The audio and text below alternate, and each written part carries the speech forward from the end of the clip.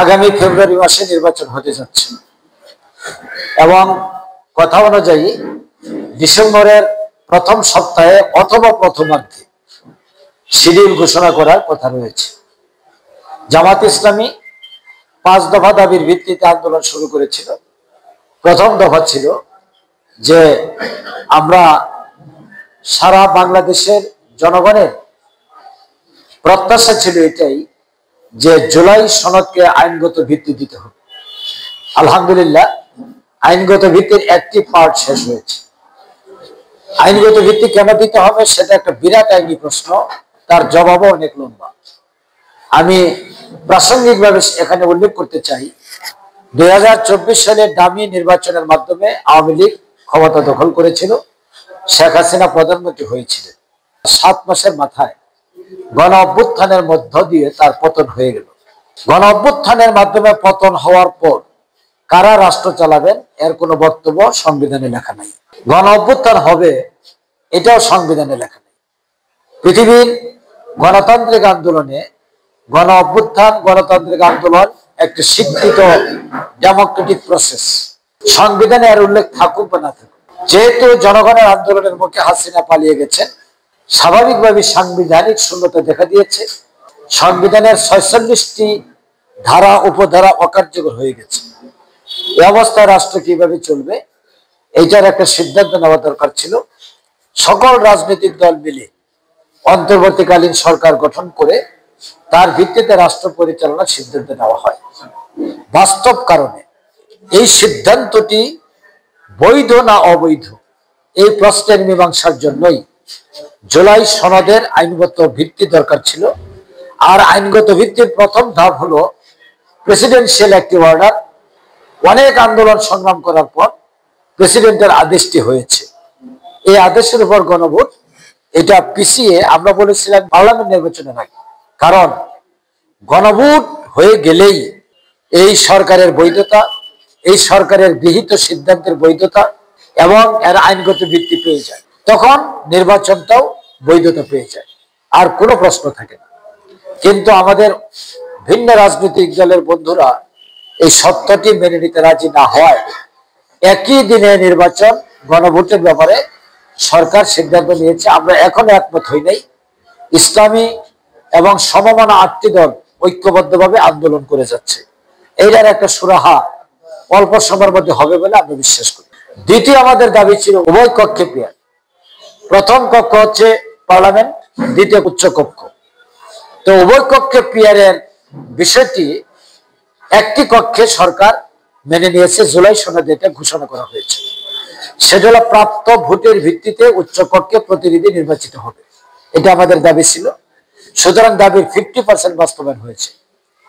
পার্লামেন্টে পিয়ার পদ্ধতি বিষয়টি সরকার জুলাই সনদে উল্লেখ করে নাই। এটা আমরা আন্দোলনের ধারাবাহিকতার মধ্যে এটা রেখেছি।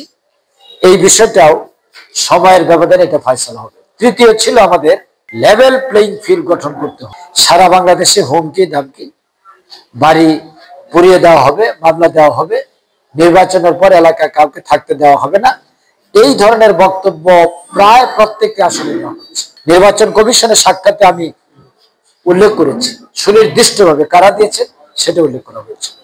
কাজে লেভেল প্লেইং ফিল্ড এখনো নিশ্চিত হয়নি। 4 নম্বর দাবি ছিল যে বিচার দৃশ্যমান হতে হবে। আলহামদুলিল্লাহ, যে বিচার দৃশ্যমান হয়েছে এবং একটি মামলা রায় ঘোষিত হয়ে গেছে। আরো কয়েকটি মামলায় বিচারাধীন আছে, সেগুলিও পর্যায়ক্রমে রায় হবে। বলা যায় দৃশ্যমান হওয়ার একটা নমুনা ফুটে উঠেছে। 5 নম্বর আমাদের বক্তব্য ছিল যে আওয়ামী লীগ স্বৈরাচারী হয়ে উঠেছিল বাংলাদেশে একটি দলের সহযোগিতা। যে আওয়ামী লীগ স্বৈরাচারী হওয়ার কারণে তাদের রাজনৈতিক কর্মকাণ্ড বন্ধ রাখা হয়েছে, একই কারণে তার সহযোগী রাজনৈতিক কর্মকাণ্ডও বন্ধ থাকবে, এটাই স্বাভাবিক। বিষয়টি সরকারের সিদ্ধান্তের জন্য ছেড়ে দেওয়া হয়েছে। এই 5টি দাবি নিয়ে জামাত ইসলামীর আন্দোলন চলছে এবং তার সাথে যুক্ত হয়েছেন 8টি ইসলামী দল এবং সমমনা দল। আমরা আশা করি যে আমরা শান্তিপূর্ণ গণতান্ত্রিক প্রক্রিয়ায় যে দাবি দেওয়া চলছে, একটা পর্যায়ে এটা সকলে উপলব্ধি করতে পারবেন এবং এই দাবি কার্যকর হবে। এটা দেশের জন্য কল্যাণকর হবে। এটা যদি বাস্তবায়ন না হয় তাহলে বিরাট একটা শূন্যতা থেকে যাবে, পরবর্তীতে এই জাতিকে পস্তাতে হবে। এটা হলো আমাদের আন্দোলন সংক্রান্ত বক্তব্য। দ্বিতীয় যে বক্তব্যটি আমি দিতে চাই, সম্মানিত ভাইরা, বাংলাদেশের রাজনীতিতে এখন পর্যন্ত কোন রাজনৈতিক সংস্কৃতি গড়ে ওঠে নাই। হিংসা, প্রতিহিংসা, একজন আরেকজনকে সহ্য করতে না পারা, বরদাস্ত করতে না পারা, এগুলো একটা স্বাভাবিক বৈশিষ্ট্য হয়ে গেছে। যেই দিন আমরা এগুলি পরিহার করতে পারবো রাজনীতিবিদগণ, সেদিন একটা সুন্দর পরিবেশ আসবে। দেখেন 54 বছরে 3টি রাজনৈতিক দল নেতৃত্ব দিয়েছে। 24 বছর আওয়ামী লীগ, 14 বছর বিএনপি, 9 বছর জাতীয় পার্টি, 7 বছর সামরিক শাসনের মাধ্যমে দেশটা চলেছে। এখানে কিন্তু রাজনৈতিক দল একজন আরেকজনের সাথে বসার মাধ্যমে সমস্যা সমাধান করার যে ঐতিহ্য বা ইতিহাস তৈরি, এটা আমরা কেউ করতে পারিনি। এটা আমাদের ফিরিয়ে আনতে হবে। এইবার 270 দিন বৈঠক হয়েছে ঐক্যমত্য কমিশন, সংস্কার কমিশনের সাথে সমস্ত রাজনৈতিক দল আমরা অংশগ্রহণ করেছি। কিছুটা হইলেও একসাথে বসার একটা আন্তরিকতা তৈরি হয়েছে। এই ধারণা যদি অব্যাহত থাকে, ভবিষ্যতে নিজেদের মতভেদ নিরসনের একটা কার্যকর ব্যবস্থা হবে। আমরা চাই এই সংস্কৃতিটা ফিরে আসুক। এই জন্য সবাইকেই স্যাক্রিফাইস করতে হবে, কারণ politics is the art of compromise and accommodation. রাজনীতিতে কম্প্রোমাইজিং মেন্টালিটি থাকতে হবে আর অ্যাকোমোডেশনের মেন্টালিটি থাকতে হবে। আমি যা বলবো তাই ঠিক, আর কাউকে জায়গা দিব না, এটা রাজনীতি নয়। রাজনীতি হবে যুক্তির ভিত্তিতে, তত্ত্বের ভিত্তিতে, আদর্শের ভিত্তিতে, নৈতিকতার ভিত্তিতে। আমরা সেই রাজনীতির সিস্টেমটাই বাংলাদেশে প্রতিষ্ঠিত করতে চাই। নেক্সট যে কথাটি আমি বলতে চাই, প্রত্যেকটি রাজনীতির একটি আদর্শ আছে। আমার রাজনীতির আদর্শ হল ইসলাম। পৃথিবীতে ইসলাম একটা আইনের নাম, একটা ব্যবস্থার নাম। সমাজতন্ত্র একটা ব্যবস্থার নাম, সেকুলারিজম একটা ব্যবস্থার নাম, জাতীয়তাবাদ একটি মতবাদের নাম। সব রাজনীতি যদি চলে, তাহলে ইসলামী রাজনীতি চলবে না কেন? যুক্তিতে যদি আপনি বোঝাইতে পারেন আপনার সেকুলারিজম বেস্ট, জনগণ সেটা গ্রহণ করবে। যুক্তি দিয়ে যদি বোঝাইতে পারেন ইসলাম ইজ দ্য বেস্ট, তাহলে ইসলাম মানুষ গ্রহণ করবে। অন্ধ, অযৌক্তিক এবং যুক্তিহীন কথা বলে একটা মারমুখো পরিবেশ তৈরি করে সংঘাতের দিকে নিয়ে যাওয়া, এটা রাজনীতির কোনো আদর্শ হতে পারে না। পৃথিবীর পলিটিক্যাল ডিকশনারিতে রাজনৈতিক কোনো তত্ত্বে হুমকি দেওয়ার কোনো নজির নেই। বাংলাদেশে সেটা আছে। ইউরোপ, আমেরিকা, তারা গণতান্ত্রিকভাবে অগ্রসর হওয়ার কারণটা কি? প্রধান কারণ হলো they believe in democracy and democratic system and values. আমরা সেটা করতে পারি। জামাত ইসলামী সেটা প্রতিষ্ঠিত করতে চায়। That may be in favour or disfavour of Jamaat Islami, that is not a question at all. আমি সাংবাদিক বন্ধুদের কাছে আহ্বান রাখতে চাই, বস্তুনিষ্ঠ সংবাদ পরিবেশনের ক্ষেত্রে দেখুন সাংবাদিকদের ভূমিকা সিরিয়াস হওয়া দরকার বলে দলগতভাবে আমরা মনে করি। প্রশ্ন যদি করা হয় বস্তুনিষ্ঠ সংবাদ কি পরিবেশিত হয়েছে, অনেকগুলো কারণে সেটা হচ্ছে না। এর কারণ পৃথিবীর 19টি নিউজ এজেন্সির মালিক হল ইহুদি। তারা গোটা নিউজ ইন্ডাস্ট্রিকে কন্ট্রোল করছে এবং ইহুদিদের বক্তব্য হলো যে ইসলামকে বিতর্কিত করা, প্রশ্নবিদ্ধ করা, ভিন্নভাবে উপস্থাপন করা। একটা উদাহরণ দিলে বুঝবেন। আমেরিকায় একটি লোক আক্রান্ত হয়েছে কুকুরের দ্বারা। এই কুকুরের হাত থেকে সেই লোকটাকে কেউ উদ্ধার করতে পারছিল না।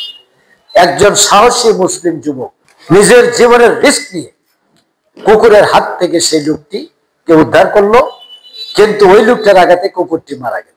সাংবাদিকরা দৌড়িয়ে গেছেন যে এই শিকারী কুকুরের হাত থেকে এই লোকটাকে রক্ষা করেছে, যে সে একটা জাতীয় বীর। জাতীয় বীরের নানান ভাষণ দিয়ে দিয়ে দিয়ে দিয়ে তার কাছে গেছে, যাওয়ার পরে সাক্ষাৎকার নিয়েছে। সব সাক্ষাৎকারী ওকে। যখন বলছে যে আপনি কে, তখন তার নিজের পরিচয় দিয়েছেন তিনি আফ্রিকান মুসলিম। এর আগে সাংবাদিকরা বলতেছিল আপনি জাতীয় বীর, জাতীয় হিরো ইত্যাদি ইত্যাদি বিশেষণ।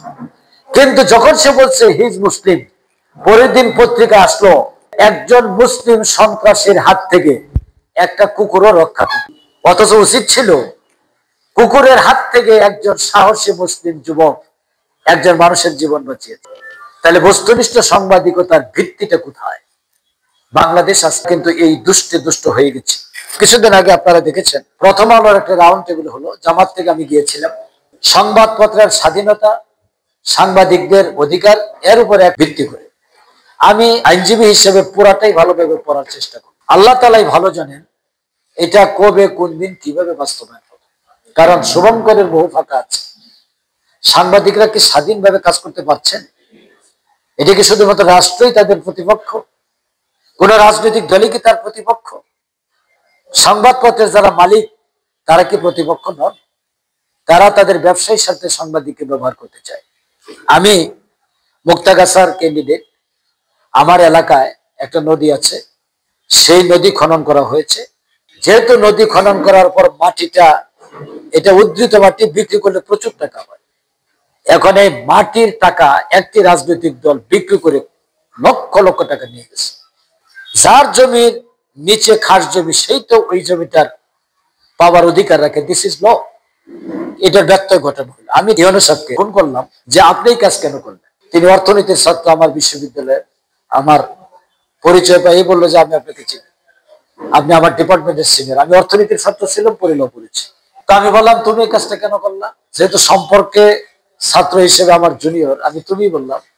বলে যে আই এম সরি, এই জবাবটা আমি দিতে পারছি না। আমি পরে জানলাম কিছু লোক গিয়েছিল, বলছে এটা অমুকের কাছে জিজ্ঞেস করে, অমুক ব্যক্তি হলো বিএনপির নেতা। এই যে দুরাবস্থা, এটার উপর ভিত্তি করে দৈনিক পত্রিকায় একটা সংবাদ প্রকাশিত হয়েছে। এই সংবাদটার কাটিং আমার কাছে গেল। আমি এটাকে সামনে রেখে, যেহেতু আমি কেন্দ্রীয় সংগঠনে আছি, মিডিয়ার সঙ্গে কথা বলার সুযোগ আমার হয়েছে বা আছে, আমি একটা পর্যায়ে দৃষ্টি আকর্ষণ করলাম। এখন সেই সাংবাদিককে ওখান থেকে থ্রেট লাগানো হয়েছে এবং ওই সংবাদপত্রের মালিককে, ওখানকার যিনি এমপি ক্যান্ডিডেট, তিনি টেলিফোন করে বলছে, উনি আবার রিপোর্টারকে বলছে কোনো রিপোর্ট ছাপানো যাবে না। সেই রিপোর্টার ভয়ের ঠেলা আমাকে বলছে ভাই বিপদে বললাম কি, এই অবস্থা। তখন আমি যত জায়গা থেকে টেলিফোন আসছিল, উল্টো আমি সব জায়গায় টেলিফোন করে তার নৈতিক চেতনা তৈরি করার ভূমিকা রাখলাম। কিন্তু নৈতিক চেতনা কি স্বার্থের দ্বারা আবৃত হয়ে যায় না? ফলশ্রুতিতে রিপোর্ট হয়েছে ঠিকই, সাংবাদিকও ব্যক্তিগতভাবে সঠিক বেঠিক বুঝেছেন, প্রেশার কোন জায়গায় সেটাও বুঝেছেন। কিন্তু পেটের দায়ে, যেহেতু তাকে চাকরি করতে হয়, দুটো টাকা ইনকাম করতে হয়, এই জন্য বাধ্য হয়ে তার মস্তিষ্ককে অনুগত হিসেবে ব্যবহার করার কাজেই তিনি নিজেকে ব্যবহার করেছেন। এই যে সংবাদপত্রের দুর্দশা, সাংবাদিকদের রাইট নিয়ে এত সমস্যা। সাগররণী হত্যার বিচার তদন্ত করতে কি এত সময় লাগে? অসম্ভব ব্যাপার। একটা আইন করা হয়েছিল যে 6 মাসের মধ্যে প্রতিবেদন রিপোর্ট দিবে। আমি দ্বিমত পোষণ করে বললাম তদন্ত করতে 6 মাস সময় লাগে না, 3 মাস, আর না পারলে সর্বোচ্চ আর 15 দিন। আবার এটি সিদ্ধান্ত নেওয়ার জন্য আরো 3 মাস দেওয়া হবে। কি আবুল তাবুল সব আইন তৈরি করার পদক্ষেপ নিয়েছে। আমরা সব ডিফার করেছি। যারা এই আইনগুলি তৈরি করতেছে তারা নিজেরা নিজেদের স্বার্থকে প্রাধান্য দিয়ে এরপরে আইনটা তৈরি করে। এতগুলো বক্তব্যের মূল উদ্দেশ্য হলো যে আমি যে আইডিওলজিতে বিশ্বাস করি, Islam is always neutral, Islam always they are sincere about the right of humanity, এবং প্রত্যেকটি মানুষের অধিকার সম্পর্কে ইসলাম সচেতন। আমরা সেই রাইটটা সকলে প্রতিষ্ঠিত করতে চাই। এই লক্ষ্যকে সামনে রেখে জামাত কাজ করছে, আন্দোলন করছে। সাংবাদিক হিসেবে আমি আপনাদের কাছে আহ্বান রাখবো, বস্তুনিষ্ঠ সংবাদ পরিবেশনের ক্ষেত্রে জামাতের বক্তব্যগুলো আপনারা তুলে ধরবেন, এবং জামাতেরও যদি কোনো ত্রুটি পায় আমরা কোনো আপত্তি করবো, কোনো আপত্তি করবো, করিও নেই, কোথাও করি, এখানেও করবো। কিন্তু জামাতের যে প্রাপ্য হিস্সাটা সংবাদপত্রে পাওয়া দরকার, নেত্রকোনা থেকে সাংবাদিক হিসেবে আপনারা জাতির সামনে সেটা উপস্থাপন করবেন। আপনারা কষ্ট করে এসেছেন এবং অনেক সময় আপনাদের নষ্ট হয়েছে। এই জন্য আমি আবারও দুঃখ প্রকাশ করে বিদায় নিচ্ছি। আমার যে উপস্থাপনা, এর উপরে যদি কোনো প্রশ্ন থাকে আমি সংক্ষিপ্ত উত্তর দিয়েই আমি শেষ করবো এবং বিদায় নিব। আসসালামু আলাইকুম।